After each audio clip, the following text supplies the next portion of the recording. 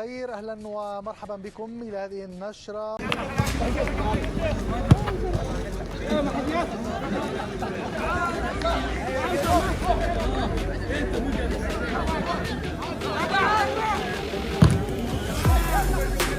الاصفر عنده قوه دفاعيه والابيض عنده يعني وسط احسن، فهم كله يلعبوا داخل ابيض.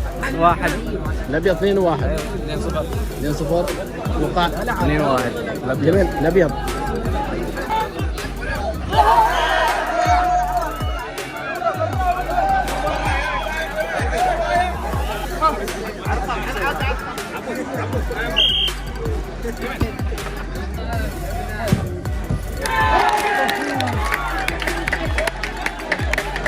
المباراة توقعاتك اعطيني. والله الصراحة أنا أشوف إن الفريق الأبيض بيفوز، لأن صراحة مندي في الملعب يعني وعنده يعني مدافعين ومهاجمين، أما عكس الفريق الأصفر دائما يدافعوا أكثر من يهاجم.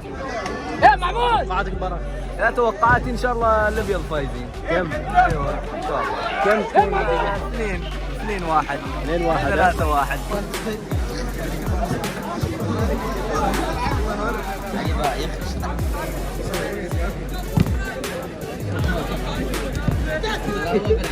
روح معتاد روح.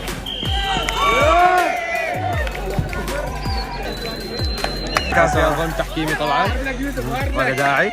هارد لك ولعبنا نحن سوينا اللي علينا. اوكي شكرا شباب. الله يخليك. كمان متابعة.